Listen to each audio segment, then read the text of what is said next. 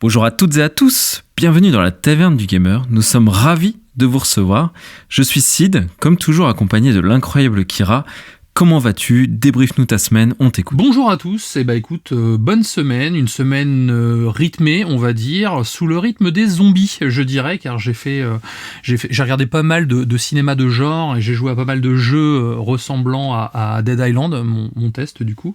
J'ai regardé Dernier Train pour Busan, un film que tu apprécies beaucoup. Je l'aime beaucoup, ouais. J'ai regardé également sa suite Peninsula que j'ai beaucoup apprécié.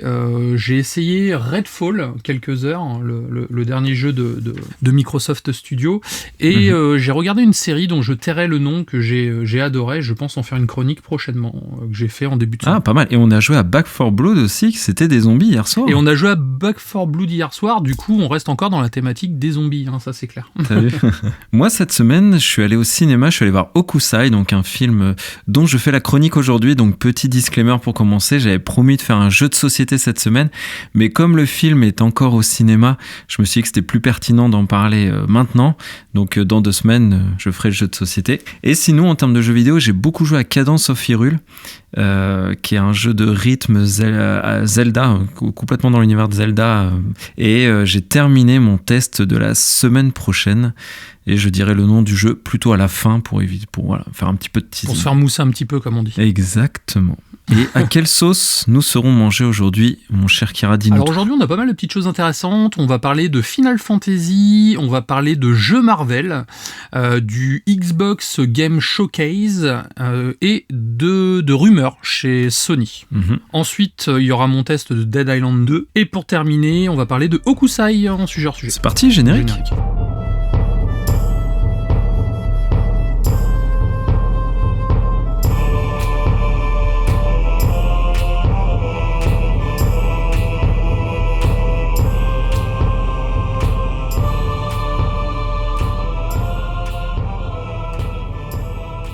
Pour commencer cette semaine, je vais vous parler de Final Fantasy. Dès que je peux, j'avoue, quand j'ai l'occasion de parler de Final Fantasy, je le fais. Donc là, ça va pas être la news la plus transcendante du monde, mais ça me donne l'occasion de parler un petit peu de cette Pixel Remastered d'édition, donc bundle qui est sorti récemment. En fait, qu'est-ce que c'est ? C'est Final Fantasy, je présente pas hein, la saga maintenant, plus de 36 ans, je crois, donc...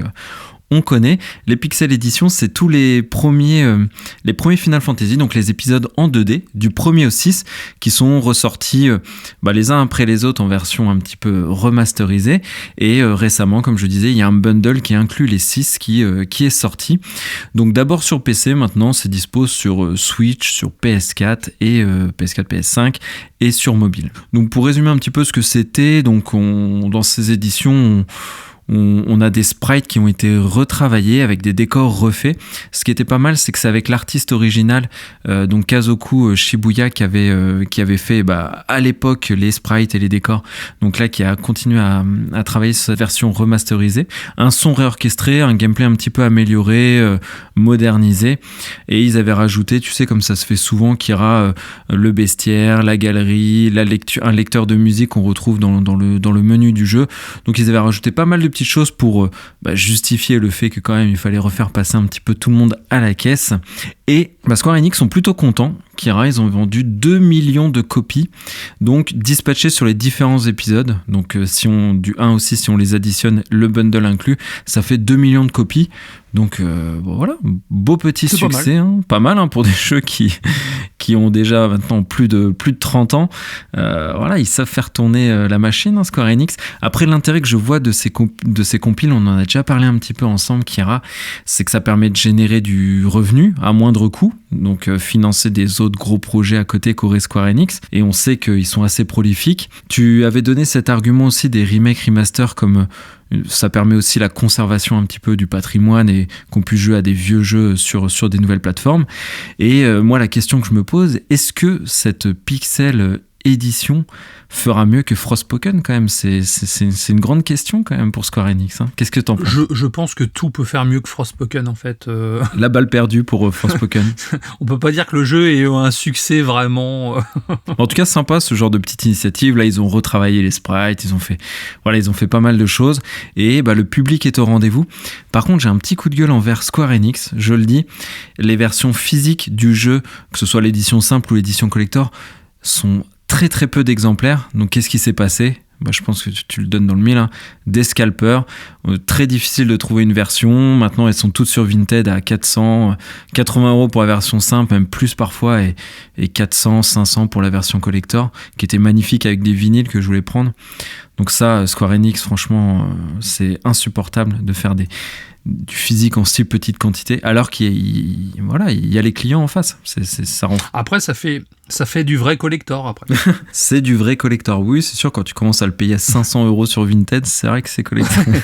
Voilà. En série vraiment limitée, quoi. Exactement. Du nouveau pour Spider-Man, donc comme beaucoup de monde, hein, je suppose que vous comme moi vous attendez Marvel Spider-Man 2 qui va sortir prochainement sur PlayStation 5. Alors déjà pour commencer, le jeu va avoir le droit à une petite introduction en comics, ce sera un one-shot en fait, qui racontera l'histoire de Peter, Miles et MJ qui feront équipe après les événements du premier jeu ainsi que du spin-off Morales qui était sorti au début de la PS5. Donc pour lutter contre un super vilain que certains connaissent déjà peut-être, qui s'appelle The Hood. Si vous voulez lire cette histoire, vous pouvez le faire via l'application Marvel Unlimited lorsqu'elle sera disponible. Suite à cette annonce, Insomniac Games profite également pour annoncer une bonne nouvelle, c'est que le jeu Spider-Man Remaster va bientôt pouvoir être acheté seul sur PS5, donc on sera plus obligé de l'acheter en combo en fait. Le jeu coûtera donc quand même 49,99 €, ce qui est quand même pas donné pour un jeu qui est un peu ancien maintenant. Cet achat donc sera séparé de tout le reste et disponible courant du mois de mai. À savoir, si vous possédez déjà un exemplaire du jeu sur PS4, il faudra juste rajouter 10 € pour pouvoir bénéficier de cette édition remaster. Ouais, comme tu dis, c'est une bonne nouvelle. Enfin, pour moi, Sony corrige une erreur qu'ils avaient fait, même un scandale, hein. Tu te rappelles quand il fallait acheter l'Ultimate Edition pour avoir le jeu remasterisé, où il fallait rajouter, payer en plus, c'était devenu Spider-Man, on savait plus comment y jouer avec la sortie de la PS5. Donc là au moins ils ont corrigé une erreur. Bon, le jeu est pas à 80 € quand même, hein. Je sais pas ce qui leur arrive à Sony, mais ils ont décidé de sortir des jeux. Non mais c'est bien. Non, c'est vrai que 50 € c'est quand même une belle somme, mais bon. Alors par contre, pour la petite anecdote, du moins le petit tips, la petite news à savoir, c'est que les personnes qui possèdent Spider-Man via le PS Plus, c'est-à-dire qui ont eu gratuit via le PS Plus, en fait ne pourront pas bénéficier du remaster à 10 €. Ah mince, ok. Il faut forcément repasser à la caisse. C'est vraiment pour les gens qui le possèdent soit en galette ou qui l'ont acheté plein tarif au préalable. Il fallait bien qu'ils nous en fassent une petite Sony quand même, sinon ça aurait pas été... Voilà, il y a toujours un petit quelque chose, hein, c'est vrai, un petit astérix. L'argent, quoi, ils aiment l'argent. Non, mais en tout cas c'est cool parce que oui, ils corrigent quand même une aberration. Là on va pouvoir acheter le jeu en standalone parce que certains l'ont pas fait, hein. On se rappelle les stats qui avaient été produits, ça date de l'année dernière, mais un tiers des possesseurs de PS5 n'avaient pas de PS4, Sony l'avait annoncé, donc on peut se dire que potentiellement il y a des clients qui n'ont pas fait ce jeu-là sur PS4 et qui aimeraient le faire sur PS5 à l'avenue de Spider-Man 2, donc je trouve que c'est une bonne idée, surtout que là bientôt au cinéma il y a Spider-Man Across the Spider-Verse, donc ça va être une belle année pour Spider-Man, donc ils ont raison de surfer là-dessus, hein, franchement. Complètement. Et comme nous sommes pour la parité avec Kira, on a parlé de PlayStation, parlons un petit peu de Xbox. Ils font parler pas mal d'eux en ce moment. Et là, on va parler de bonnes nouvelles. Donc, on en sait un petit peu plus sur les événements que Xbox prépare pour le mois de juin. Donc, on sait, le mois de juin, c'est un mois très important avant les vacances pour le jeu vidéo. Donc, avant, il y avait l'E3. Maintenant, il y a tout plein de conférences. Le Summer Game Fest. Xbox va commencer avec le Xbox Game Showcase qui sera le 11 juin à 19h. Donc, ils promettent des révélations exclusives, donc on aura normalement du contenu qu'on n'a pas vu avant. Ils ont même évoqué des mises à jour de jeux donc peut-être des DLC ou des patchs, suivi d'un Starfield direct, donc avec du gameplay et les coulisses du jeu. Donc ça va faire du bien de voir les coulisses. Nous on aime bien, Kira, tous les deux, quand ils mettent en avant les développeurs et qu'on voit un petit peu comment... Les making-of, tout à fait. Voilà, comment le jeu se construit. Donc j'espère qu'on va pas avoir des développeurs qui ont ultra la pression, parce que là, Starfield, il fait tellement parler de lui. On va avoir des mecs dépressifs dans les coulisses. Ils vont être Xanax, tu sais, pour être détendus. Et ensuite, un troisième événement qui sera le Xbox Game Showcase Extended, donc qui sera le 16 et qui sera lui plus dédié aux partenaires d'Xbox. Donc en tout, on aura pour les 2 premières confs avec Starfield plus de 2 heures 2 heures quand même, 2 heures d'événements, c'est assez long, plus derrière l'extended qui sera le 16, donc ils ont prévu quand même beaucoup de contenu. Quels sont tes espoirs, toi, pour ces conférences Xbox ? Moi déjà, j'espère être rassuré sur Starfield. Je t'avoue, j'attends énormément ce jeu, mais j'ai aussi pas mal d'inquiétudes en fait. C'est vrai que on en a déjà discuté, mais la recette open world a tendance un petit peu à me lasser, voire à m'agacer. Et c'est vrai que Bethesda, même s'ils ont fait des sublimes open world avec les Fallout, avec Skyrim, à l'heure actuelle, j'ai quand même l'impression qu'ils tournent en rond et que leur formule n'évolue pas en fait. Et c'est ce qui me fait un petit peu peur avec Skyrim, dans le sens où déjà j'ai peur que le jeu soit très très ambitieux et un petit peu l'impression que le jeu va être vide malgré tout, mais surtout de se retrouver avec un open world avec pas mal de quêtes FedEx et Ubisoftage à tour de bras. Voilà, donc j'espère déjà être rassuré là-dessus. Après, pourquoi pas entendre parler d'autres licences qu'on attend, donc pourquoi pas Fable par la suite, éventuellement un nouveau Gears of War. Enfin, en fait, ce que je voudrais, c'est qu'ils tournent un petit peu la page des derniers mois, de la débâcle par exemple de Redfall, et qu'ils repartent, on va dire, de bon train en fait. C'est surtout ça que j'attends. Complètement d'accord avec toi, j'ai les mêmes craintes pour Starfield, parce que là en ce moment on a tous les deux un petit peu dans le collimateur les jeux à monde ouvert un peu basiques où on en a un petit peu marre. Moi, ce que j'espère pour cette conf, c'est de voir des nouvelles licences, parce que voilà, on parle souvent Fallout, je suis ultra fan comme toi, donc j'espère voir du Fallout, mais ce serait bien aussi que Xbox embraye le pas et nous fasse découvrir des nouvelles licences qui seraient fortes pour la marque. Ça, c'est un de mes espoirs. J'aimerais bien voir de l'Alan Wake 2, du gameplay, en voir beaucoup plus, parce que c'est un jeu que j'attends beaucoup, et aussi la suite de The Elder Scrolls 6, j'aimerais bien voir cet épisode un peu plus en détail, mais en tout cas, comme toi, voilà, je pense qu'il est temps de sortir de cette spirale un petit peu négative qui lasse tout le monde. J'ai un peu peur pour Starfield sur la pression vraiment sur les équipes, parce que même Phil Spencer, quand il parle de Redfall, tout de suite il parle de Starfield en disant rassurez-vous, Starfield arrive. Donc, c'est la Russie. Alors que franchement, ça va de tous les côtés. Les joueurs l'attendent, les boss de Xbox attendent le jeu, tout le monde l'attend. Mais est-ce que Xbox va vouloir se faire petit à cause du rachat Activision Blizzard qui est un petit peu plus en difficulté qu'ils ne le pensaient? Je pense qu'ils sont dans une sorte de petit dilemme quand même. Est-ce qu'ils envoient la sauce vraiment, ou est-ce qu'ils vont se faire petit? À voir. C'est bientôt qu'on le saura. En juin, ça va arriver vite. Oui, puis au-delà de ça, le problème, c'est que Bethesda n'est pas réputé pour sortir des jeux, on va dire, totalement fignolés. Souvent, il y a des bugs. Les jeux sont bien mis à jour, tout sur le long de la durée de vie de tous leurs titres. Mais c'est vrai que Bethesda, c'est pas les champions du monde de la copie blanche, quoi. Et en l'état, ça me fait un peu peur aussi, parce que Starfield, c'est là le moteur de Microsoft. Ils espèrent beaucoup, ils veulent beaucoup communiquer dessus, mais derrière, encore une fois, ça reste Bethesda. Donc quand on fait un combo de Bethesda qui sort souvent des jeux cassés et de la pression qu'ils doivent subir derrière, moi ça me rend un peu pessimiste. En fait, Bethesda, pour moi, c'est pas un studio vitrine, c'est un studio qui a d'excellentes licences, et ça qui ont un nom, et c'est bien pour porter une marque comme Xbox d'avoir des licences fortes. Un studio de fond, tout à fait. Mais c'est vrai qu'en termes de jeux vitrine, c'est pas le studio qui rassure le plus, c'est vrai. Donc je partage complètement ton avis. Mais heureusement par contre qu'il y a Bethesda, parce que Hi-Fi Rush, Redfall, ok, mais Starfield, oui, c'est clair. Heureusement qu'il y a Bethesda pour Xbox aujourd'hui, qui leur sauve un petit peu quand même, oui, c'est clair. La mise. Sinon, ils sortiraient rien du tout. Alors, parce que fuck la parité à la taverne du gamer, je vais encore parler de Marvel. Donc, du nouveau pour les Midnight Suns. Donc, Storm sera le prochain personnage à compléter l'équipe après Deadpool, Venom et Morbius. Une nouvelle vidéo de gameplay est présente sur Internet, où vous pouvez voir les pouvoirs de la mutante. Et ce nouveau DLC, donc avec le personnage plus les missions, viendra conclure le Season Pass. Suite à cette annonce et surtout à la déception financière du titre, la version Switch n'est plus d'actualité. À l'heure actuelle, hormis les Spider-Man, tous les jeux Marvel qui sont sortis en fait ont fait des bides en fait, n'ont pas marché. Avenger fut une déception, à raison, le jeu a payé le prix de son modèle économique, même si le jeu a été pas mal mis à jour et que l'histoire principale est pas mal, ça reste décevant malgré tout. Les Gardiens de la Galaxie, à tort, à mon sens, car c'est un excellent titre, n'a pas marché également. Je pense qu'ils ont payé les pots cassés de Avenger. Et le troisième de la fratrie, c'est Midnight Suns, qui n'a pas marché également. Donc c'est vrai qu'à l'heure actuelle, Marvel au cinéma, on sent que c'est un peu tendu dernièrement. En jeu vidéo, pareil, donc qu'est-ce qui se passe ? En revanche, ce qu'on sait toujours, c'est que les versions PS4, Xbox One, elles seront disponibles dès le 11 mai prochain, en même temps que les DLC. Donc j'espère que c'est un signe de renaissance, on va dire, et que le titre va arriver à se vendre convenablement, car j'ai fait le test lors d'un dernier podcast.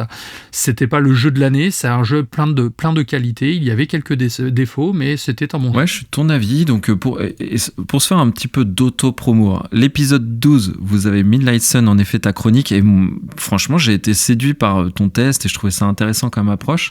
Et l'épisode 1, vous avez Les Gardiens de la Galaxie. Comme tu disais, c'est dommage quand même que le jeu n'ait pas fonctionné. C'était un très bon jeu, j'avais pas envie de le faire et c'est toi qui m'avais motivé, et vraiment très très bien. Donc ouais, petite malédiction sur les jeux Marvel. Après, je crois que les versions PS4 et Xbox One sortiront qu'en dématérialisé, pas de version physique pour les jeux, donc ce qui veut dire plein pot. Donc encore une fois, ils vont pas se mettre toutes leurs chances de leur côté pour vendre ce jeu, quoi. C'est vraiment, vraiment dommage. C'est exactement ça, il n'y a pas d'édition physique de prévu pour ces titres, ça sera uniquement du démat. Après, encore une fois, c'est ce que je disais, 70€ pour le jeu, c'est peut-être beaucoup. Après, si vous pouvez le trouver à 49€, clairement, ça fait le café. Là, à part le Spider-Man qui va arriver sur PS5, qui est très très hypant, on va dire, et le Wolverine aussi, que j'espère beaucoup, les autres productions Marvel, ça fait grise mine, hein. Donc comme quoi Marvel n'est pas synonyme de succès. Et pourtant on pourrait penser l'inverse. Et toi qui as fait le jeu, est-ce que ça aurait été un bon jeu à porter sur Switch en mode nomade et tout? C'était le jeu était adapté selon toi, ou vraiment ils ont limité la casse parce que ça ne serait même pas plu aux joueurs Switch? Alors je pense que le jeu aurait vraiment plu aux joueurs Switch. En fait, l'écran tactile s'y est parfaitement au gameplay pendant les combats. Toute la partie dans le hub, on bouge juste avec son personnage, donc c'est pareil, c'est pas gênant. Je pense qu'ils n'ont pas fait la version Switch déjà, donc suite au désastre économique du titre, parce qu'ils sont quand même salement perdants, mais aussi parce que le jeu est très très gourmand en termes de ressources. Il y a énormément d'effets de lumière, de particules, même si c'est des zones assez restreintes pendant les combats, avec le système de zoom et de carte, ça fait beaucoup de choses affichées à l'écran, et je pense que le jeu aurait été quand même salement downgradé en fait. Ouais. Donc c'est peut-être pour ça. Donc c'est une piste à creuser. En l'état, c'est dommage parce que comme un XCOM, pour moi un XCOM pourrait se faire parfaitement sur Switch en fait. Ouais, grave. Donc là c'est le cas également. Bon, s'ils en sont à se passer du plus gros parc de consoles installé actuel, c'est que vraiment soit ils ont totalement abandonné. Ils ont totalement lâché. Après c'est pareil, leur jeu était à 79 balles, 80€ quand même. À ça on rajoute le Season Pass qui était à 49€. Donc ça faisait 119€ juste pour un jeu et des personnages en plus. Enfin, ils se sont un peu lâchés sur le modèle économique et vraiment c'était le problème. Après, le jeu se suffisait à lui-même, mais c'est vrai que tout le monde ne peut pas mettre autant d'argent dans ce jeu-là. Moi, je me suis fait offrir le jeu à Noël, donc et le Season Pass, je l'ai eu à 15€ ou 20€, je crois, sur Instant Gaming en promo. Et c'est très intéressant, mais ça vaut pas plus. Concrètement, ça vaut pas plus en fait. Donc c'est ça en fait, c'est le côté modèle économique un petit peu abusif, plus le jeu qui a été boudé, la proposition, pareil, beaucoup de gens se posaient la question, est-ce que le deck de cartes ça correspond avec le tactical, donc tout ça en fait je pense qu'ils n'ont pas su le vendre en fait. En tout cas, pour vous faire une idée, épisode 12 d'un excellent podcast qui est La Taverne du Gamer, n'hésitez pas. Ça nous rajeunit pas, n'hésitez pas à mettre 5 étoiles également, ça fait plaisir. On a glissé nos petites auto-promos là. Non mais enchaînons sur PlayStation. J'avais parlé de parité tout à l'heure, mais finalement ça fait beaucoup de PlayStation. Il faudra qu'on se rattrape la semaine prochaine. Ouais, ce que j'ai dit, fuck la parité. Donc la PlayStation Pro, alors oui, elle fait parler d'elle énormément. J'ai l'impression que dès le jour où la PS5 est sortie, il y avait déjà des rumeurs sur la PS Pro, la PS5 Pro. Donc là, ça a l'air de se concrétiser quand même. De toute façon, on connaît un petit peu la stratégie de PlayStation depuis la PS4 de sortir une Pro, 3-4 ans après le premier modèle.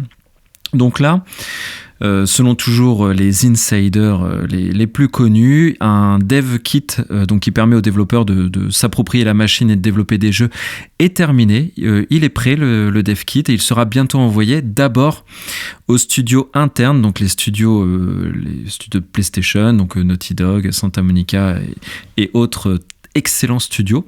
Ce qui d'ailleurs, c'est marrant, mais c'est normal qu'ils aient les dev kits en premier. Par contre, ça va encore creuser l'écart, je pense. Les jeux PS Studio aujourd'hui, ce sont les plus beaux jeux de PlayStation. On pense à Horizon, par exemple, ou God of War, qui ont encore aujourd'hui une longueur d'avance. C'est les plus beaux jeux de la machine. Et ben ça va pas s'arrêter. Les jeux PS Studio resteront, à mon sens, en top niveau, puisqu'ils ont les dev kits en premier. Et donc, la sortie... La PS5 Pro, ce serait plutôt l'année prochaine, selon les rumeurs, et plutôt en fin d'année, donc dernier ou avant-dernier trimestre de l'année, donc c'est pas tout de suite. Et à voir aussi, on sait que PlayStation, dans leur stratégie, mise beaucoup sur le hardware en ce moment. Il y a eu le PSVR, il y a la Q-Lite, la console semi-portable dont on a déjà parlé. Ils vont faire aussi des casques audio, la manette, tu sais, pour les personnes en situation de handicap, qui est une très très belle initiative pour rattraper un petit peu leur retard qu'ils ont d'ailleurs par rapport à Xbox, qui fait déjà ça depuis un moment. Sur l'inclusivité, ouais. Donc, cette PS5 Pro, elle est dans les cartons, elle devrait arriver. Il n'y a pas beaucoup de suspense à mon sens. Ce sera, je pense, aussi l'occasion pour eux de retravailler l'architecture et faire en sorte que cette console soit encore moins sujette aux pénuries, parce qu'à mon sens, tous les constructeurs sont un petit peu traumatisé de ça. Mais ma grande question, Kira, c'est ça que je voulais te poser. Quelle est ta réflexion sur le sujet? Est-ce que Xbox pourrait, à ton avis, suivre un petit peu ce move et faire une Xbox Pro peut-être, sachant que faut pas oublier que dans un coin de l'esprit, il y a la série S, donc une console moins puissante. Donc s'ils sortent des jeux sur Xbox Pro, quid de la série S. Donc qu'est-ce que tu en penses? Est-ce que toi, à ton avis, il pourrait suivre cette stratégie? Alors je vais te le faire un peu tel un vieil homme politique, en te répondant par une autre question.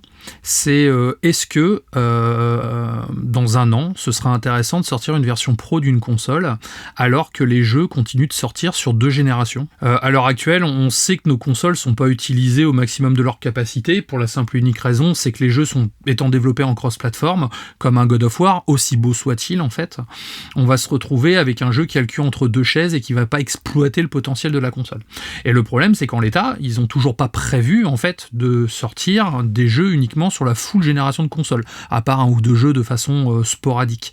Et en l'état, est-ce que ça vaut le coup de sortir une console pro aussitôt en fait dans la durée de vie d'une console, alors qu'ils ont mis autant de temps à tourner la page de la génération précédente? Très bonne question, tu m'offres une transition, on l'avait pas préparée celle-ci en plus, mais ma conclusion allait être celle-ci. Je pense comme toi, Xbox n'a aucun intérêt de le faire, PlayStation beaucoup plus, parce qu'ils sont en train d'entamer, et c'est ce qui va être la transition de juin là avec le PlayStation Showcase, etc.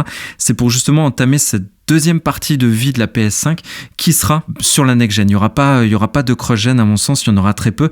Et l'année prochaine, on projette à fin d'année prochaine, je pense que là, on enterrera clairement côté PlayStation les jeux cross-gen. Parce que tu as raison, s'ils maintiennent des jeux comme ça à cheval sur la PS4 et la PS5, ça n'aurait aucun sens. Donc s'ils prévoient la PS5 Pro, c'est justement dans cet esprit. Et je pense que ce serait une bonne nouvelle, parce que c'est ce qu'on attend le plus, qui passe enfin le cap de la nouvelle génération de consoles et qui reste plus dans un parc installé mais vieillissant. Ouais, bon, moi je suis dans un état d'hésitation intense. C'est vrai que j'avais envisagé de me prendre une PlayStation 5 à la sortie de Final Fantasy XVI, donc déjà je suis déçu parce que le pack Final Fantasy a priori est exclusif au Japon, donc la console noire non. Donc d'un côté je me dis, est-ce que ça vaut le coup d'acheter une console maintenant alors que dans un an je pourrais avoir une version pro en fait, donc une version supérieure forcément, mais surtout peut-être une version avec un nouveau design, parce que je le dirai jamais assez, je déteste le design de la PlayStation 5 que je trouve vraiment immonde et trop gros, vraiment trop joujou, trop joué. Et surtout encore plus le blanc, parce que le blanc c'est salissant en fait, et moi j'aime bien avoir une manette noire ou une manette d'une autre couleur, mais j'aime pas les manettes blanches. Donc du coup ces deux éléments pris ensemble en fait me disent que je devrais peut-être attendre, parce qu'au final, à part Final Fantasy et Spider-Man, tant qu'ils m'annoncent pas un Metal Gear ou un Silent Hill cette année, en fait pour moi il n'y a pas urgence. Donc du coup je suis assez je suis dans l'interrogation, on va dire, pour le moment. En tout cas, rendez-vous visiblement l'année prochaine pour la sortie de cette PS5 PS5 Pro. Moi, évidemment, je serai client pour remplacer ma vieille PS5 maintenant, mais affaire à suivre en tout cas. Et ben, je crois que ça clôture d'ailleurs notre session de news. Mon cher Kira, tu veux nous parler de Dead Island 2, donc sorti sur toutes les bonnes crèmeries, sauf la Switch évidemment. Donc qu'as-tu pensé de ce jeu ? Alors donc Dead Island 2, donc c'est un jeu que j'attendais déjà depuis un certain temps, car je ne sais pas si vous vous souvenez, ça va faire maintenant quasiment 10 ans que le jeu a été annoncé. Donc pour la première fois, ils ont commencé à en parler fin 2013 pour une première apparition à l'E3 en 2014. Et le jeu a quand même réussi à voir le jour malgré de multiples péripéties dans son développement. Donc initialement, le jeu était développé par Yager, donc les créateurs de Spec Ops The Line, depuis 2012 et prévu initialement pour une sortie en 2015. Il fut repoussé l'année suivante, puis repris à zéro par un autre studio, Sumo Digital, donc Sackboy A Big Adventure par exemple, tu as dû l'essayer. Oui, carrément, récemment. Ce petit jeu. Donc pareil, silence radio jusqu'en 2019, où le projet a encore été repris à zéro avec un nouveau changement de studio pour Dambuster Studio, donc les créateurs de Homefront The Revolution. Et donc, c'est ce studio qui sort le jeu Dead Island 2. Donc, Homefront The Revolution n'était pas un mauvais jeu en soi. C'est un jeu qui souffrait de beaucoup de maux de son époque, on va dire. Donc, open world un petit peu générique, beaucoup de quêtes FedEx, beaucoup de quêtes de remplissage, un système de level. Enfin, c'était un jeu qui avait beaucoup de potentiel, qui avait une histoire intéressante, mais qui était bloqué dans la mode de l'époque, on va dire, la mode de 2015. Sauf que, quand on joue à Homefront, en fait, on s'aperçoit, déjà à l'époque, ça ressemblait beaucoup au premier Dead Island, en fait. Donc, c'est un sens que ce studio-là développe la suite du jeu. Okay. Le jeu est un FPS action RPG horreur. Il est sorti le 21 avril 2023 sur PlayStation 4, PS5, Xbox One, Xbox Series XS et PC. Et c'est Deep Silver qui l'édite. Au niveau du synopsis, je vais vous le faire rapide parce que il n'y a pas grand chose à dire. L'histoire se déroule 10 ans après les événements de Dead Island Repted. Nous découvrons que la ville de Los Angeles est en proie à une infection mystérieuse transformant les habitants en morts-vivants. Pour limiter la casse, l'armée est envoyée sur place afin d'évacuer les survivants en avion. Malheureusement, sans grande surprise, parmi les passagers se trouve un infecté et l'armée abat l'avion qui s'écrase alors sur Los Angeles. Nous voilà donc pris au piège dans la cité des anges et on va devoir fuir. Donc à partir de là, c'est du classique. On a le choix entre 6 personnages moches. On va dire 5 moches et 1 classe. Ça c'est dit. Donc j'ai pris le classe. Et aux caractéristiques très très distinctes. Donc c'est là le premier point fort, c'est que ces 6 personnages, ce n'est pas uniquement des skins, ils ont vraiment 6 styles de jeu différents. Certains sont beaucoup plus bourrins que d'autres, certains vont faire des parades, d'autres vont plus faire des esquives. Donc vraiment, on va pouvoir choisir son personnage en fonction de son style de jeu. Et ça, c'est déjà un bon point. Pour commencer, le jeu est très beau. La ville de Los Angeles semble bien retranscrite, donc je ne suis jamais allé à Los Angeles, mais ce que j'en ai vu, ça a l'air d'être très très ressemblant. Je suis allé voir sur Google Maps un petit peu les coins du jeu, voir si c'était vraiment ressemblant. Et oui, il y a pas mal de petites choses qui ont l'air vraiment très très très très similaires. Donc ça déjà, c'est un bon. Ça s'appelle bosser sa chronique. Ça, t'es allé vraiment au fond des choses là. Exactement. J'étais sur Google Maps à Los Angeles, j'étais en train de me balader. C'est sympa comme coin. Enfin, du coup, voilà. Et c'est marrant, c'est que je reconnaissais des coins du jeu. Donc là-dessus, je pense que ça a l'air très réaliste en tout cas. Le jeu s'articule comme un light RPG avec une montée en niveau de son personnage et des armes de façon somme toute classique. Originalité en revanche, les capacités sont sous forme de cartes que l'on attribue à des emplacements dédiés, cartes que l'on débloque au gré des niveaux ou qui sont cachées sur différentes maps en fait, ce qui nous oblige à fouiller. On peut alors orienter son style de jeu en sélectionnant des capacités que l'on préfère, donc si on veut jouer comme une grosse brutasse, ou si au contraire on est plus en soutien, donc les cartes vont nous permettre de nous adapter à notre style de jeu. Donc ça influe les combats, essentiellement axés sur le corps à corps, bien que les armes à feu arrivent rapidement dans l'aventure. Les dégâts causés aux zombies sont très très bien représentés, le système de démembrement et gore est bien fichu, c'est un des plus beaux que j'ai vu, c'est même plus beau que Resident Evil, c'est te dire. Ah ouais, d'accord. On prend du plaisir à étriper ses ennemis, les nombreuses types d'armes mises à disposition offrent un sacré feeling manette en main, chacune d'entre elles peut être modifiée avec différents bonus, comme de l'électricité, du feu ou de l'acide, par exemple. Et donc, du coup, si tu tapes avec une espèce de machette avec de l'acide, non seulement tu peux couper les membres du zombie en face, mais en plus, sa peau va se détériorer au fur et à mesure, en fait. Donc, il y a vraiment cette sensation de les éclater à tour de bras, en fait. Et c'est très, très jouissif, je te le cache pas. Même principe que les looter-shooters. Bon, ça, j'aime moins, mais pour le type de jeu, ça colle, on va dire. Donc, s'il y a des armes à niveau, des couleurs différentes en fonction de leur rareté, en fait. Et à chaque prise d'XP, en fait, on peut améliorer son arme pour la remettre à niveau. Donc, si on veut, on peut même faire tout le jeu avec une seule arme, c'est possible. On adapte son niveau à chaque fois, en fait. Pour pouvoir, réparer ses armes ou la mettre à niveau, par exemple, ou même la modifier, on va récupérer différentes matières premières dans l'environnement, ce qui va nous permettre non seulement d'upgrader le matos, mais ça sert également de monnaie d'échange auprès des marchands, ce qui nous permet d'acheter soit d'autres armes, soit des medikits, soit des fusibles qui permettront d'ouvrir des portes. Si je peux vous donner un conseil, dès que vous pouvez, vous achetez des fusibles. Parce qu'au début, je faisais un peu ma pince, je dis c'est pas grave, je vais en trouver, mais en fait, on n'en trouve jamais. On est obligé de les acheter. Et les fusibles servent à ouvrir des caches avec dedans souvent des armes légendaires, en fait. Donc c'est vraiment primordial d'en acheter et d'en avoir toujours, car tout au long du jeu, vous allez trouver ces fameuses caches.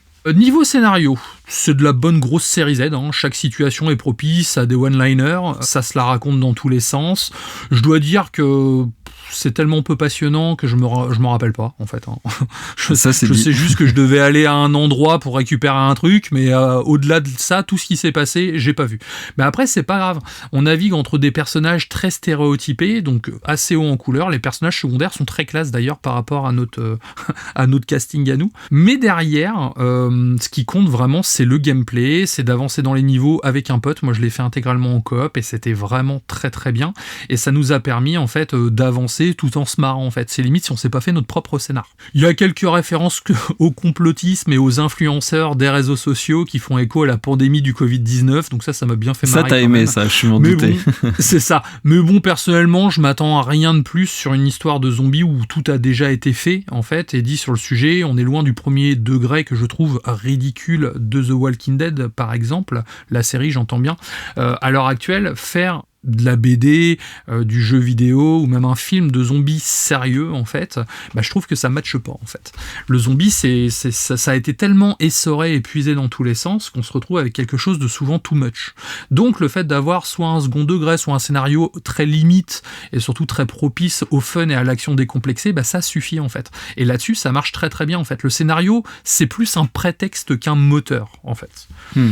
Donc ceux qui veulent jouer le jeu pour l'histoire, bon, à moins d'aimer vraiment le gros nanar, mais c'est pas vraiment passionnant. En revanche, les décors racontent tous quelque chose. Le jeu fournit de très bons exemples de narration environnementale. Chaque lieu raconte, raconte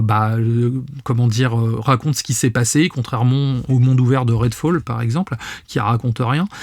Ici, c'est un semi-open world avec des cartes assez grandes et qui propose énormément de détails. Et les observateurs, comme moi, apprécieront imaginer ce qui s'est passé avant notre arrivée. Un peu comme BioShock en son temps, tu vois. J'ai trouvé le jeu très facile, surtout en coop. C'était vraiment balade au pays des zombies, on s'est bien marré, mais bon, on n'a vraiment pas eu de pic de difficulté. Après, je pense que le jeu en solo est quand même moins fun en fait, parce que l'intérêt, c'est quand on commence à défourailler des zombies, il y en a un autre qui arrive derrière qui fait pareil, il y en a un qui va ouvrir une porte pendant que l'autre en bas il couvre. Enfin, il y a tout ce côté jeu multi en fait qui sied vraiment à ce titre. Et je pense pas qu'une personne qui veuille le faire tout seul va y trouver autant son compte que nous en fait. Dans ces cas-là, soit attendre d'avoir un pote, soit attendre que le jeu soit moins cher pour pouvoir le prendre. Le jeu n'invente pas la roue et n'offre rien de vraiment nouveau. C'est un bon jeu popcorn, fun, addictif. J'ai ressenti un réel plaisir à parcourir les différents environnements, tous très différents. Alors certes, les objectifs principaux comme secondaires sont répétitifs, mais encore une fois, c'est simple et fun en fait. Et ça, c'est important quand on joue à un jeu vidéo. La base. Donc déjà, au niveau des plus, j'ai mis la direction artistique qui est sublime. Comme c'est un semi-open world en fait, chaque chapitre correspond à une nouvelle map. Chaque map est très très différente. Donc on a des maps en plein jour, on a des maps de nuit. Et du coup, on se retrouve avec cette réelle sensation de nouveauté et de fraîcheur. Contrairement contrairement à un Dying Light par exemple ou Redfall par exemple, où là on a l'impression que le monde est assez statique en fait, et il n'y a pas vraiment de narration par l'objet. Ça reste juste un gros bac à sable où on court partout. Là c'est pas le cas, on avance vraiment, on a cette réelle sensation d'avancer, et même si on a des quêtes secondaires et donc la possibilité de retourner sur des anciennes maps en fait, ça reste sur un feeling qui est toujours très très enivrant. On a toujours envie de continuer. En fait. C'est fluide quoi, ouais, ok. La progression est fluide. C'est ça. Les graphismes que j'ai trouvé vraiment top, surtout la partie démembrement, encore une fois, qui est vraiment excellente. C'est très très beau, il y a des reflets partout. Juste dans les miroirs, il n'y a pas de reflets, c'était un peu bizarre, mais on trouve des reflets dans les flaques d'eau ou quoi. Je m'attendais à pire, j'avoue, après un jeu qui a 10 ans de développement dans les pattes. Non, ça reste très très beau. Les combats qui sont top, combats corps à corps, qui sont vraiment excellents, avec des ralentis à certains moments ou quelques QTE, ce qui permet de donner des sensations de choc intense en fait. Le feeling des armes à feu m'a plu, je sais que j'ai vu que ça a été beaucoup décrié, même par des collègues, que le feeling en armes à feu est un peu limite. Moi j'ai pas trouvé. Après, est-ce que parce que j'ai fait Redfall en même temps qu'il y a vraiment un feeling aux armes à feu, aux fraises, ça peut jouer, hein. Mais concrètement, voilà, moi j'ai trouvé les armes à feu plutôt intéressantes. Les personnages secondaires que j'ai trouvé top, ils ont tous leur petite mimique à eux, leur petite manière, enfin, ils sont vraiment sympas. Au niveau des mots, j'ai écrit les sempiternels passages dans les égouts et dans le métro. Alors ça me saoule. Dans les jeux d'horreur ou dans les jeux de zombies, ça me gave d'aller dans les égouts et dans les métros tout le temps. Là, on se tape et les égouts et les métros, dont une fois, 2 fois. Ça fait beaucoup et c'est dommage parce que on enchaîne égouts, métro et la dernière map que je vais pas spoiler, que j'ai trouvé très décevante. Parce que autant on a plein de maps ouverts, autant la dernière elle est très très restreinte en fait et très serrée en fait, comme si c'était un couloir. Oula, et ça ça pour moi c'était dommage parce qu'au final le jeu on a dû le faire en 20-25 heures.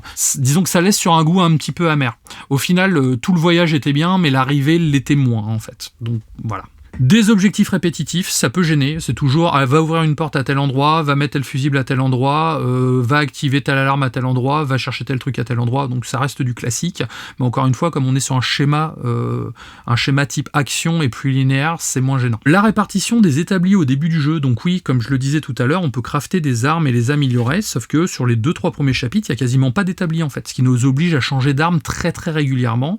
Je pense que c'est voulu pour pouvoir tester différentes combinaisons, mais du coup c'est dommage parce qu'après on a vraiment des établis partout et on reste sur les mêmes armes qu'on va améliorer et réparer en fait, et du coup le début semble fade à côté. Le cast principal vraiment très très vilain, donc là vraiment hein, c'est pas aussi dégueulasse que Redfall, mais on n'est pas loin. Pour finir, 6 types d'ennemis malgré le renouvellement des skins, donc il y a que 6 types d'ennemis différents dans tout le jeu, donc on va retrouver sur toutes les maps. C'est pas beaucoup. Pas énorme. Après ils sont skinnés de façon différente en fait en fonction des maps, ce qui permet vraiment de renouveler la chose, mais ça reste assez juste. Voilà, c'est un peu juste, un peu limité. Et pour finir, j'ai écrit où est le mode photo, parce qu'encore une fois, il y a des beaux panoramas, il y a plein de choses à faire, mais il n'y a pas de mode photo. Et moi, ça m'emmerdait parce que j'ai fait des screens dégueulasses que je vais vous poster sur Facebook ou que tu as posté sur Twitter. Alors pour conclure, moi en fait, je voulais appeler cette chronique au début pourquoi Dead Island 2 a réussi là où Redfall a échoué en fait. C'est vrai. Donc comme vous l'avez vu, j'ai un peu la dent dure contre Redfall que j'attendais. Pas que j'attendais comme le Messi ou énormément, mais en fait, là on se retrouve sur 2 propositions assez similaire. Là où Dead Island a réussi à tout faire en fait, Redfall a tout foiré. Dead Island, on est sur un semi-open world en fait, avec une ligne directrice du début à la fin, et du coup on a cette sensation de monter en compétence et surtout cette sensation de monter en puissance et de frénésie constante, ce qui n'est pas le cas dans Redfall parce que c'est un monde ouvert. Dans ce monde ouvert, on passe son temps à faire des allers-retours et des quêtes FedEx à droite à gauche. On se retrouve avec un bestiaire qui est très très limité et surtout avec un feeling des armes qui est quand même très dégueulasse. Moi, ce que je pense, pour Redfall bien sûr, c'est que le studio Arkane n'était pas le bon studio pour développer ce jeu, car dans tous leurs jeux où il y avait des armes à feu, c'était pas la force du jeu, on va dire. Eux, ils ont une force, c'est l'immersive sims. On a vu l'ambiance, voilà, Prey par exemple, ou même Deathloop, même s'il y a plus d'armes à feu dans Deathloop, ils ont quelque chose, il raconte quelque chose. On se retrouve avec une ambiance, avec des petits cahiers, avec des écritures, avec des fichiers audio. Enfin, on a vraiment cette sensation de découvrir un nouvel univers. Là, sur Redfall, je n'ai pas reconnu la patte de ce studio. Donc, je n'ai pas reconnu, en fait, cette narration par le décor que j'ai trouvé très limite. Et quand ils ont voulu mettre des petits textes, des papiers, des choses comme ça, on se retrouve avec quelque chose qui semble forcé, comme pas cohérent en fait. J'ai l'impression qu'ils avaient un cahier des charges à dire bon bah voilà, vous allez faire ça parce que ça marche, vous allez faire un skin comme ça parce que ça marche, et vous allez faire ça parce que ça plaît. Sauf qu'en attendant, ça a l'air d'être une chimère qui a été un petit peu agrafée à droite à gauche. A contrario, Dead Island 2, c'est tout le contraire en fait. On va se retrouver avec un jeu cohérent de bout en bout, avec des on sent quand même une certaine passion en fait pour ce que les personnes ont fait. On va retrouver des easter eggs un petit peu partout dans les maps en fait, qui vont nous donner envie de continuer en fait. Et c'est fou quand même que 2 jeux avec la même proposition sortent à 3 semaines d'écart en fait. Et on peut avoir un grand écart, une Jean-Claude Van Damme, comme on dit chez moi, en fait, sur les mêmes titres. Donc oui, je vous conseille Dead Island 2 en coop, ça va vraiment être fun, et vous pouvez vous faire plaisir. C'était super passionnant, j'ai beaucoup aimé le parallèle avec Redfall, qui est en plus d'actualité, et j'ai une petite question pour toi, Kira, parce que j'ai peut-être, déjà tu m'as donné envie d'y jouer, alors que c'est pas trop ma cam de base, mais j'ai peut-être un compagnon de fortune pour jouer à ce jeu-là, mais... Tu parlais d'horreur, est-ce que vraiment c'est un jeu qui fait peur? Parce que sinon je vais l'entendre crier toutes les 30 secondes et ça risque d'être un peu gênant. Et est-ce que ça fait peur? Est-ce qu'il faut avoir joué au premier Dead Island pour apprécier celui-ci? Alors non du tout, en fait ça fait pas peur. Vraiment, il y a genre 2 jumpscares ou 3 jumpscares max dans tout le jeu, donc ça fait pas peur. C'est surtout que c'est gore en fait, tu vois, c'est plus dans ce sens-là. On a vraiment de la tripaille qui vole dans tous les sens et tout, donc je l'ai catalogué horreur parce que le genre veut ça, mais voilà, c'est plus un jeu fantastique, un peu fun. Par contre c'est très sanglant, et c'est vrai que là-dessus c'est pour les gens qui sont un peu mal au cœur, des choses comme ça, ça peut vraiment dérouter. Et après oui, moi je le vois un peu comme un reboot en fait, parce qu'il n'y a aucune mention des 2 premiers Dead Island, donc le premier, le Riptide, qui est sorti juste après. Ouais. Ça se passe sur une autre map encore, on est à Los Angeles alors que le premier se passait sur une station balnéaire sur une île. C'est comme un reboot. S'il s'appelait Dead Island tout seul, je pense que ça aurait pas gêné. Donc oui, vous pouvez le faire, vous allez voir, c'est fun et tout. Après, le gameplay est peut-être un peu lourd quand on compare à un Dying Light, où là le personnage il est un peu frénétique, où il va courir, il va faire du parcours, il va s'accrocher partout. Je sais que moi j'aime pas, parce que je trouve pas ça réaliste qu'une personne puisse s'accrocher dans tous les sens et tout. Là c'est pas le cas, il y a des moments on va s'accrocher un petit peu à droite à gauche, mais c'est très sporadique et c'est pas relou. Le perso reste quand même agile, où on peut faire des glissades, dès qu'on débloque une carte on peut faire un saut avec un double coup de pied, ce qui permet d'éjecter les ennemis loin sur la map. Donc il y a plein de choses à faire, mais c'est vrai qu'on a cette sensation de lourdeur dans le personnage, mais ça amplifie aussi la puissance des coups, tu vois. Donc si t'arrives à passer outre ça, qui est pour moi, qui n'est pas un défaut, je tiens à le dire, ça devrait te plaire. Oui, c'est un parti pris, pas un défaut. Ok, tu m'as donné envie. Moi, pour moi, c'est banco. Merci beaucoup pour cette chronique très détaillé. J'ai beaucoup apprécié. J'espère que nos auditeurs aussi auront apprécié. Est-ce que ce serait pas le moment pour faire un petit peu d'autopromo? Je sais, on en a fait un peu avant, mais voilà, une vraie session annoncée d'autopromo où on peut nous retrouver, tout ça, Kira. Enfin bref, est-ce que tu peux nous dire? C'est vrai que tout à l'heure, c'était un peu de l'autopromo sauvage, tel un Pokémon qui sort des hautes herbes sans prévenir. Vous pouvez nous suivre sur Twitter et Facebook, ainsi que sur notre site internet latavernedugamer.fr. Dessus, vous allez avoir accès également au contenu de la page Twitter sans identification, donc ce qui est plutôt cool. Et ça vous permettra d'accéder au podcast sans avoir à vous identifier ou à charger sur les sites de podcast. À côté de ça, n'hésitez pas à nous mettre des commentaires ou surtout même des notes sur les applications de podcast. C'est vrai que là, on a été très bien référencés. Là, j'ai vu, on était dans le top 6 cette semaine, c'est ça? Ouais, tout à fait. Ouais. Donc, on était 6e sur 10 dans le top 10 du coup. Donc, ce qui est une première. Donc, merci à vous pour votre fidélité. Bienvenue aux nouveaux si vous prenez le train en marche. Et on va bien s'occuper de vous. C'est une petite taverne franchouillarde. Il y a du saucisson, il y a des bières, il y a tout ce qu'il faut.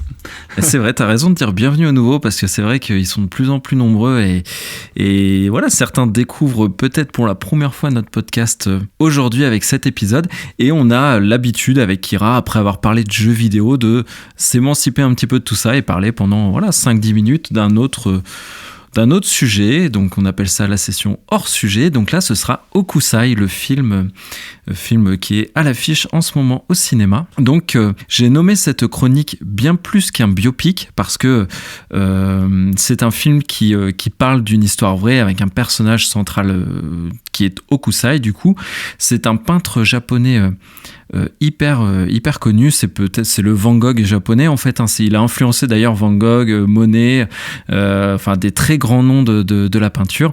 Et son œuvre majeure, Kira, tu connais peut-être pas Hokusai, mais tu connais la vague, tu sais, la vague de Kanagawa. C'est une grande vague du coup avec le mont Fuji au loin, et c'est du coup Hokusai qui l'a peint cette œuvre-ci. Je t'avoue que je l'ai peut-être vu, mais ça me parle pas du tout. Après, c'est vrai que je suis pas un spécialiste de l'art. Bon, quand je te l'enverrai, je pense que ça va te parler tout de suite. Je regarde là justement. C'est vraiment très tu vois, Hokusai, la grande vague de Kanagawa. Ah oui, je l'ai vu. Miyazaki l'a déjà utilisé en exemple dans Pogno sur la falaise. Elle est partout en fait, parce que c'est vraiment son œuvre majeure. Ça fait partie des 36 vues du mont Fuji. Donc c'est avec ça qu'il a acquis une renommée internationale, mais pas que. On lui attribue plus de 30 000 dessins. Donc il a vécu presque jusqu'à 90 ans, je crois, et il a commencé à dessiner très jeune. Plutôt des estampes que de la peinture sur toile comme nous on connaît, avec plutôt les peintres occidentaux. Et on doit même à cet Hokusai la naissance du manga, parce qu'en 1818, c'est le premier à avoir dessiné des cases qui racontaient des événements de la vie quotidienne. Donc c'est presque le père fondateur du manga. Donc c'est un illustre personnage qui s'appelle Shunro Katsukawa de son vrai nom, et Hokusai son dernier pseudonyme, parce que pareil il en a eu plein des pseudonymes. Et donc le film retrace une partie de sa vie, parce qu'évidemment quand tu as une carrière aussi riche, tu peux pas tout tracer dans un film. Dans un film c'est compliqué. Surtout que celui-ci dure 90 minutes. Il est sorti en 2023, donc en ce moment en salle, et il est sorti en 2020 au Japon. Il faisait 129 minutes, donc quasiment 2 heures. Donc nous, en international, on a une version un petit peu tronquée de 30 minutes. Donc j'ai essayé de savoir qu'est-ce qu'il y a en moins ou pas, et j'ai pas réussi à obtenir ces infos. Mais en gros, donc le film nous place dans fin des années 1700. Donc on commence par un très grand éditeur, le plus connu de l'époque d'Edo, qui s'appelle Tetsuya Jusaburo, donc qui est un vrai, il existe vraiment, c'est un personnage très très connu à l'époque, qui était spécialisé dans l'estampe. Et dès le début du film, on voit qu'il subit l'oppression du régime en place, donc le shogun actuel, qui n'apprécie pas justement ces estampes un petit peu libres, donc libre dans les idées, libre dans le contenu, avec même parfois un petit peu de contenu un peu coquin. Et donc tout de suite, le début du film nous met dans l'ambiance où cet éditeur se fait saccager sa boutique, et lui, qu'est-ce qu'il se dit au lieu d'être déprimé? Il dit si ça te déplaît au shogun, c'est que ce que je fais c'est bien, et je vais encore gagner en renommée, donc il faut que je continue dans cette voie-là. Et donc il est à la recherche de nouveaux talents. Il en trouve plusieurs. C'est vrai que cet éditeur et cette école a créé beaucoup de talents, dont le grand Hokusai, où on le découvre très jeune, avec ses débuts un petit peu difficiles, où il se fait exclure de son école, où il fait un petit peu bagarreur, etc. C'est un artiste qui se cherche au début. On aura tout son voyage initiatique où on le découvrira, où l'artiste va se révéler, où comment il va commencer à prendre du plaisir et trouver un but dans le dessin, parce qu'il est doué, mais il manquait un petit peu d'âme pour vraiment faire exploser son talent. Donc sa rencontre avec le mont Fuji, quand il va dessiner cette fameuse vague, d'autres rencontres aussi. Il rencontre Utamaro, donc un très grand encore artiste japonais qui a existé.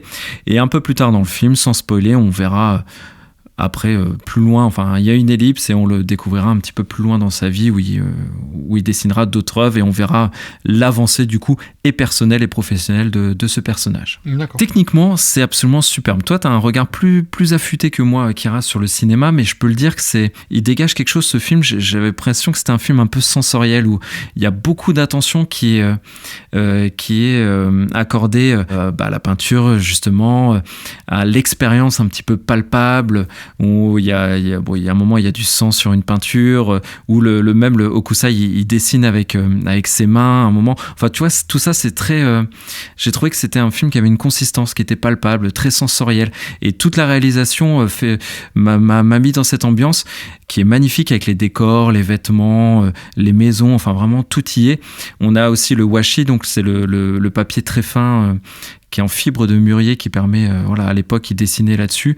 Donc les musiques sont absolument somptueuses. Donc c'est vraiment un voyage au Japon à l'époque d'Edo. Et en ça, ça m'a transporté. Je suis fan du Japon et ça m'a vraiment... Il y a une belle retranscription. Vraiment très belle.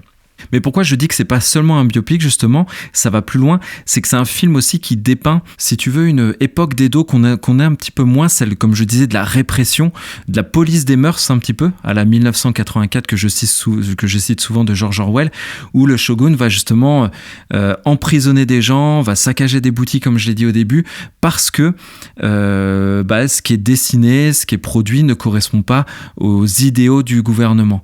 Et ça, si tu veux, et leur bras armé, c'est les samouraïs. Donc ça met aussi les samouraïs, si tu veux, dans une espèce de situation qu'on a moins l'habitude de voir. D'habitude, c'est des guerriers, plein d'honneur, etc.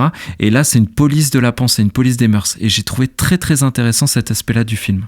D'ailleurs, on a un personnage qui a existé aussi, qui était un samouraï, mais écrivain. Donc il écrivait des choses pareilles, des textes un petit peu olé, donc ça déplaisait au shogun, mais il était multicarte, cet homme-là. Ouais, mais tu vois, il était samouraï, mais malgré tout, il avait cette autre vie d'écrivain qui était très décriée. Donc lui, il devait jongler entre son rôle de samouraï et son rôle d'artiste. Donc très intéressant. Samouraï et auteur porno, incroyable. Non, pas porno quand même, faut pas. Voilà, c'est un petit peu érotique. Comme je disais, le film en peut-être 30 minutes, mais ça l'empêche pas. En 1h30, on est quand même vraiment bien plongé dans le personnage. On voit la vie de l'auteur, la richesse de ses œuvres, qui a vécu énormément de choses. Donc c'est vrai que dans ces 1h30, beaucoup de gens disent que c'est dommage, on n'a pas toute sa vie, mais en même temps c'est compliqué. Il a eu une 1000 vies, ce personnage. Il a vécu la très grande famine à Edo. Donc tout ça, c'est pas traité. Mais pour moi, c'est pas gênant. Donc ma conclusion sera sur ce film, donc comme je dis, il m'a vraiment beaucoup transporté, j'ai vraiment apprécié. C'est 1h30 d'intimité auprès de ce très grand maître ultra connu, et en même temps, donc toutes les marques du bon biopic y sont, mais pas seulement, comme je disais, parce que c'est un film qui dépeint une société, qui dépeint un Japon qu'on connaît moins, avec une excellente ambiance. Et pour moi, un bon film dans ce genre, c'est au-delà de raconter la vie de cet homme, il a vraiment aiguisé ma soif d'en savoir plus. C'est pour ça que j'ai eu envie de faire une chronique sur ce film. Je me suis renseigné, j'ai étudié pas mal la vie de Hokusai, et c'est vrai que c'est passionnant. Et en ça marque, pour moi, c'est un bon film, parce que si le film m'a emmené à faire cet effort de me renseigner, de découvrir un petit peu qui il était, c'est pour moi, le job a été complètement réussi. Avec en bonus, je l'ai dit, une réalisation, enfin tu verras, les plans sont magnifiques. Franchement, on est vraiment au plein cœur du Japon. Donc une très très belle recommandation. Donc c'est encore au cinéma, allez-y, je vous encourage à le regarder. C'est vraiment un très très. C'est vrai très, que c'est très bon tentant, film. et puis on n'a pas énormément de films qui traitent de cette période en plus. Donc c'est, du moins qui franchissent nos frontières, quoi. Donc du coup, ça peut être l'occasion de se plonger un peu dans cet univers, surtout que je suis sur Like a Dragon Ishin en ce moment, donc ça permettrait d'être un peu raccord après ma passe zombie. En plus, il faut que je le précise quand même, j'ai eu un petit peu d'aide pour ma chronique, parce que je connais peu Hokusai, et j'avais contacté sur Twitter Anabi, donc ils ont un site web qui est très très bien, ils ont un compte Twitter qui fonctionne très bien, très intéressant, et donc ils m'ont donné un petit peu d'informations sur le personnage, donc j'en profite pour les remercier au travers de cette chronique. Et j'avais noté, c'était marrant, c'est un peu triste, mais sur le lit de mort de ce personnage d'Hokusai dans la vraie vie, ses dernières paroles étaient, donc je le cite: « Si le ciel m'avait accordé encore 10 ans de vie, ou même 5, j'aurais pu devenir un véritable peintre. » Et ça, je trouve ça ouf, parce que c'est encore l'histoire d'un très grand maître. Jusqu'à la fin, oui. Et surtout, tu vois, son œuvre a complètement dépassé le personnage, et ça a explosé à l'international. Il a vraiment influencé des peintres contemporains ultra connus, et je me dis, c'est passionnant. Donc j'ai vraiment pris beaucoup de plaisir à découvrir cet auteur, et je vous invite vraiment à vous y intéresser aussi, parce que c'est très très intéressant. Donc tu disais, c'était quoi le titre du film ? Hokusai. Hokusai, et c'est actuellement au cinéma. Semaine dernière au cinéma, donc fin avril, selon la date à laquelle vous nous écoutez, donc donc fin avril, il est sorti au cinéma. Plutôt dans les petits cinés, elle ne sera pas dispo au Pathé ou au Gaumont du coin, mais en tout cas, c'était vraiment très très bien. Écoute, ça clôture notre épisode, je crois, mon cher Kira. Est-ce que tu peux nous faire un petit peu de teasing pour la semaine prochaine ? Quel sera ton sujet hors sujet ? Est-ce que tu vas nous parler d'un biopic, d'une série, d'un comics ? Qu'est-ce que tu as prévu de nous présenter la semaine prochaine ? Je compte parler d'une série et d'un biopic en même temps. C'est vrai ? C'est une série inspirée d'une histoire vraie, tout à fait. Ah ouais, d'accord, ok. Bon écoute, tu restes dans le thème. Moi, mon jeu vidéo, ce sera Advance Wars sur Switch, Advance Wars 1 et 2, qui a été remasterisé et sorti au mois d'avril. Donc très bon jeu Advance Wars. Je sais pas si tu connais un petit peu Kira, mais très oui, je connais ce que j'avais fait à l'époque. C'était sur Game Boy Advance, je crois. J'y avais beaucoup joué. C'était un de mes premiers jeux Game Boy Advance et c'était vraiment fantastique. Et là, je t'avoue que la version que tu as achetée me fait de l'œil. Et on se donne rendez-vous la semaine prochaine. Je te laisse le mot de la fin. Tiens, vas-y Kira. Écoutez, merci pour votre écoute. Je vous souhaite une excellente journée, soirée, repas, en fonction de l'endroit où vous nous écoutez. Et puis, je vous dis à la semaine prochaine. Ciao. Ciao, à la semaine prochaine.